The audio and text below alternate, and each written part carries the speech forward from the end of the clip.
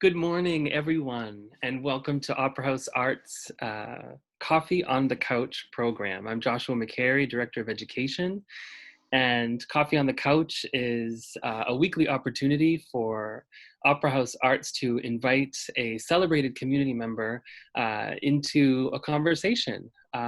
We started this program at the end of last year before the pandemic, but luckily the program transitioned kind of seamlessly onto an online format. So we feel really lucky to be able to kind of slow down our day for about 20 minutes and focus on the life and experience of, as I said, a member of our community, so that we can engage in deeper listening and also storytelling. Opera House Arts believes that the center of art making is the human story.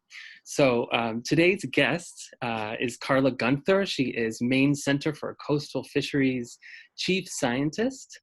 And we welcome you, Carla, to Coffee on the Couch. Thank you. Glad to be here. And we're glad you're here as well. So there really is no other format to this program than a round robin conversation. And we'll start with Pam. Good morning, Carla. How are you? Doing well. Great. So I would like to start off the questioning with a little bit of who you are, and can you tell us about where you grew up, your life as a child, and friends and family and all that good stuff? The stuff that no one ever asks. That's great. Thank you, Pam. Sure. So I am originally from New Jersey. And so I'm one of those. And so I grew up, though, quite rurally in New Jersey, at the top of a mountain, as well as where I live now. And my mother's sister, my mother was originally from Massachusetts, but my mother's sister's husband came up to the Moosehead region and was hunting. He was an avid snowmobiler and hunter. And he came home from a hunting trip one day and he bought a motel and a restaurant in Rockwood, Maine, right on Moosehead Lake. And I was about 2 years old when he did that, uprooted all my cousins, my aunt, and said, bought this property, we're headed up, we're gonna try our hand at this. My cousins were in 6th and 7th grade. And then they had, their older brother was, I think, like a sophomore or a junior in high school. So they left him at home to take care of selling the house in Dunstable, Mass. And every summer after I was 4 or 5 years old, I spent up in Rockwood at the Moosehead Motel. So I made beds, waited tables. I remember being a little like kindergartner carrying the water pitcher out and doing all that stuff. They put us to work, and my tip money was what my brother and I used to buy school clothes in the fall. So Maine has kind of always been home, or maybe more than even a second home. It's been almost a primary home because my parents got divorced 5 years later. And my mom and my brother and I moved to Connecticut. My dad stayed in New Jersey. A couple of years later, I moved back in with my dad in New Jersey. And so I went to 3 different high schools. So, but you know, that Moosehead Motel in Rockwood, Maine stayed the steady through everything. So even when I was a freshman in college at Worcester Polytech in Massachusetts, my first summer, I was gonna brave it. You know, my first year away from home in college, I was gonna spend the summer in Worcester. Let me tell you, that's a morbid experience. And so I spent about a week and a half working at a pizzeria in Worcester and said, I gotta get out of here. I called my aunt and said, can I come work at the motel? And sure thing, that's what I did. So I got rescued by Rockwood, Maine again. And at that point, I had started dating a guy whose father grew up in Machias, and his father and mother, they were high school sweethearts, basketball and cheerleading stars out of Machias. And my boyfriend at the time, he was living down in Camden area, and he was a sea kayaker. His father was a sea kayaker. And I learned how to sea kayak that summer. and came back and worked for Maine Sport every summer after that in college. So Maine seriously has been a very much a place of home for me, and the coast. So I spent my 19th birthday kayak camping out on Eastern Ear at the southern end of Isle Ho.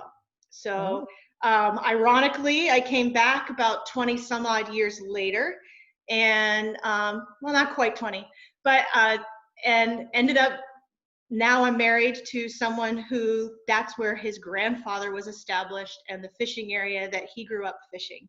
So when he was about 15 and I was 19, he probably was on the stern of his brother's boat and saw me camping, like waving to him. So it's really kind of serendipity to think I'm back here. Yeah. Yeah. So is the hotel still in Rockwood open? Not as a hotel. They converted it to timeshare condos.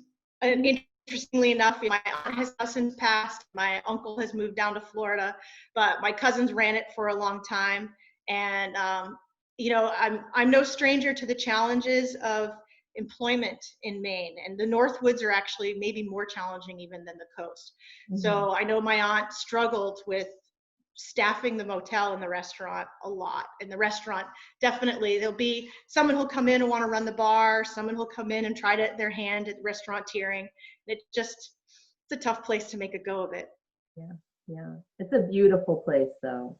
Oh yeah, yeah. We're right across the street from Kineo Mountain, and actually on WABI on news this morning was that view of Kineo, and I was like, that looks so familiar. That's home. Yeah. Great, thanks. So Carla, it's so nice to hear these stories you're telling about your past, and maybe we can stay there in the past a little bit. And I'm curious about any experiences that drew you to science as a child.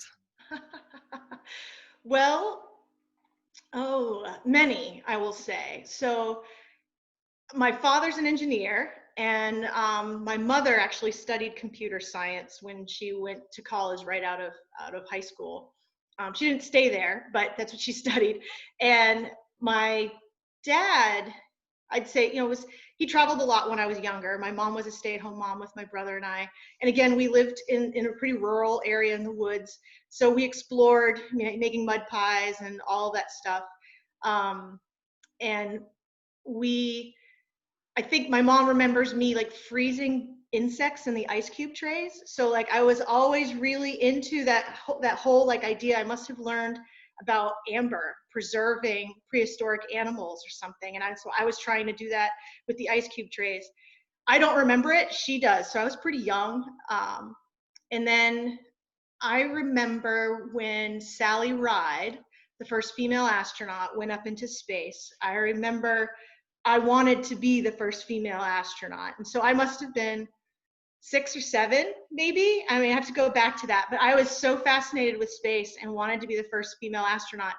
I cried my eyes out when I heard that Sally Ride was the first woman in space. And it was so exciting, but it was like this heartbreak for me that woman's first wasn't mine to have. And I grew up admiring Marie Curie. Like I was pretty obsessed with women's firsts in science. So I don't know where necessarily, other than maybe those were the books we had on hand, or my father was very technical and my mom was also fairly technical. But that's, as long as I have been pretty much alive. I didn't know what science, I didn't know how I was going to apply it, but I wanted to be among a female first in science. Haven't gotten there yet, though.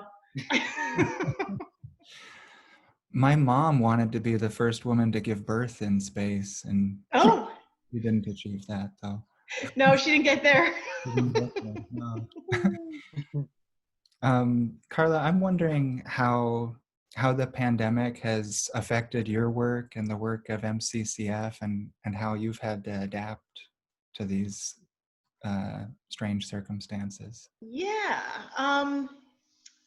Well, I could go lots of different angles with this. So there's like the personal life, personal professional intersection, married to a fisherman, and then go down like the career professional line of like how that's affecting kind of fisheries.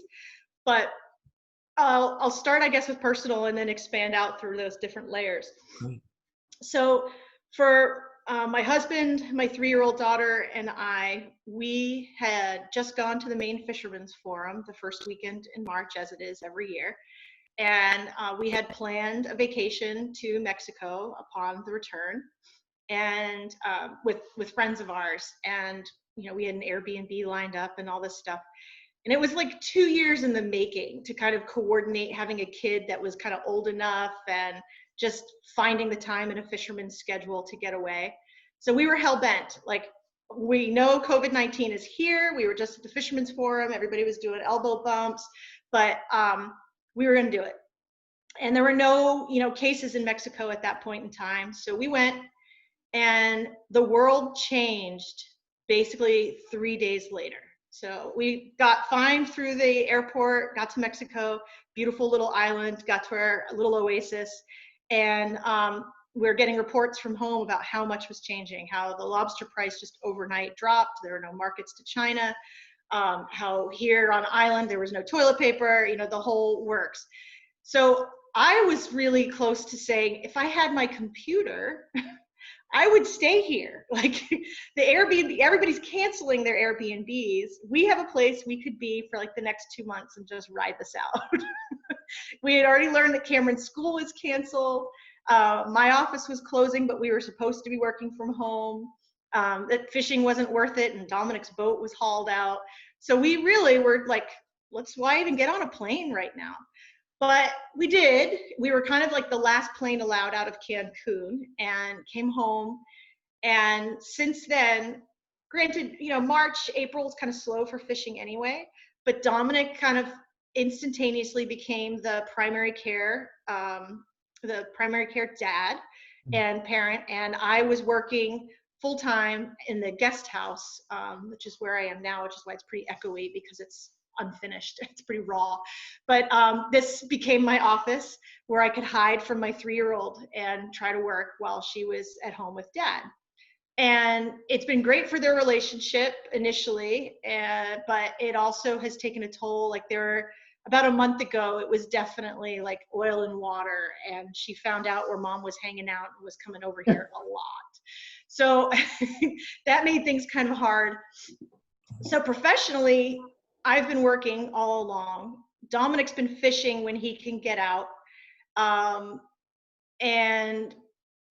But things are now in this weird transition because we don't know how long this is going to happen. Cameron starts school in July, so she's still not back in school yet. But really what's hard for us, I think, is that we don't know, you know, fishing is our primary breadwinner, of course, and there's no way my salary covers the boat loan. So we need fishing in order to take over at least the fishing part of life. And I'm very close to the markets. I'm close to the science, and it's one of the hardest parts of, I'd say, my personal / professional life, is that I'm also very close to the fishing industry. So what can be a strength in my professional world is sometimes seen as a bias. Lots of times I've heard, you're too close, you've gone local, you've gone, you know, all these words I've heard. You've gone native, Carla, you can't, you know, be unbiased, things like that. Yeah. And Stonington's pretty rogue anyway, so if you're gonna go native with Stonington, like, that's like, you're way off the mark. So I'd say that's pretty fun. But I worry, like, my husband, he's close to this too. He's been talking with me all along about how the markets are. There is nowhere for those lobsters to go. And I mean, a guy in Portland just the other day was coming in with 400 pounds, and his dealer told him, turn around, put it all back in the water, because my tanks are full. I have nowhere, I'm not buying. And the challenge is, I was just on a Zoom call with, you know, several dealers and lobster scientists, and Stonington is immune to, or buffered from, those other things. Guys here, the dealers have had their own little battle trying to maintain their fishermen that they have. So they've kept buying, even though there's nowhere for the lobsters to really go.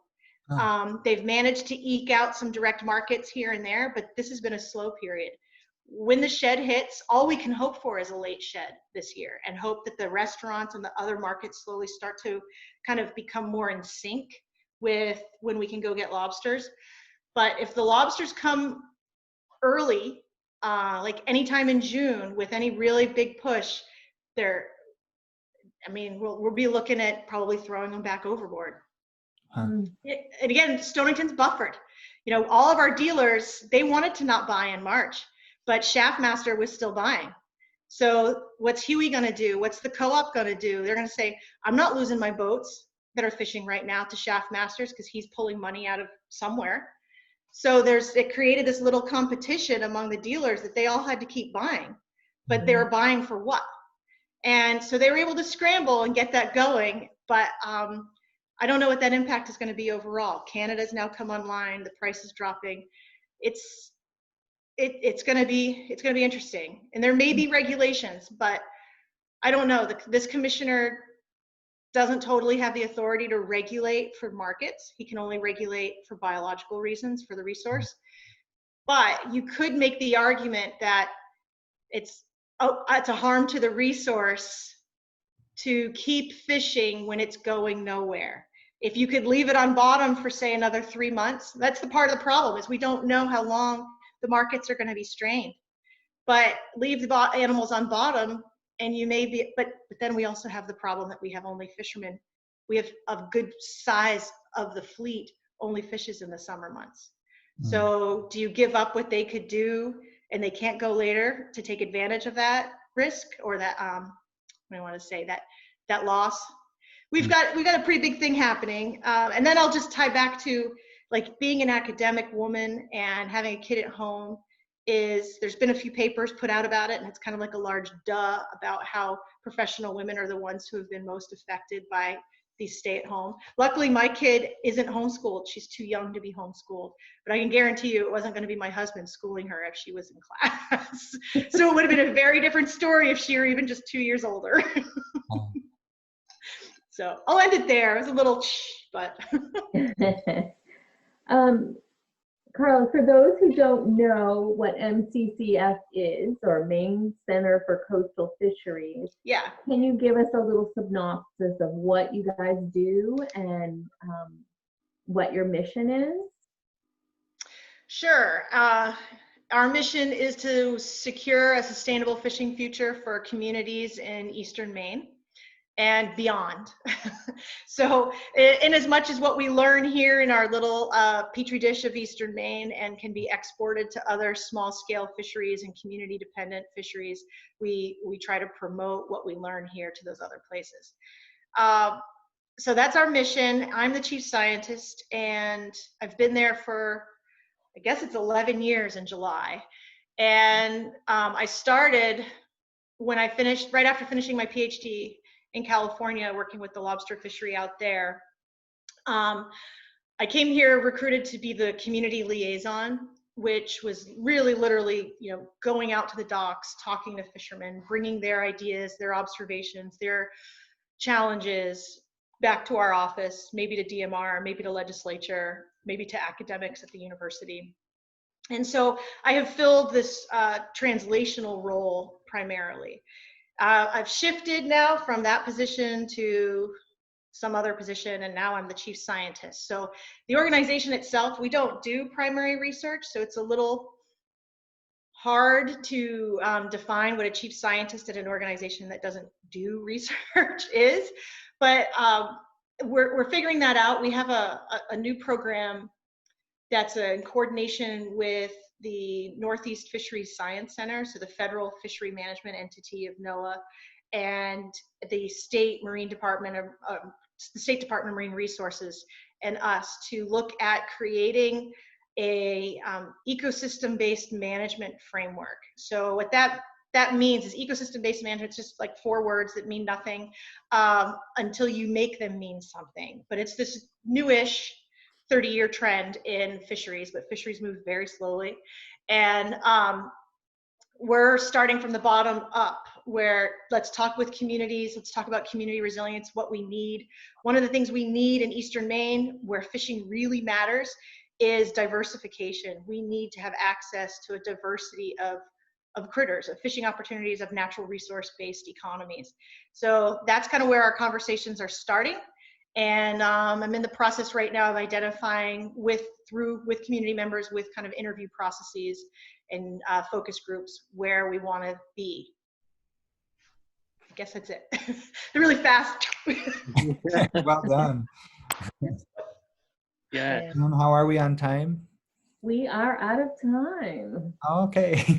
Yeah, I saw the one. I was like, oh, Yeah, 8 seconds. So. This is wow, for me this conversation is one of those where you're kind of at the edge of a cliff. You want to learn more. I'd love to continue this conversation if I see you somewhere. Or thank you for the work you're doing, and thank you for joining us at Opera House Arts to talk about your work. Thank you. It was my pleasure, I guess. As you could tell, what would we get? 1, 2, 3, 4 questions. So did I beat Dennis?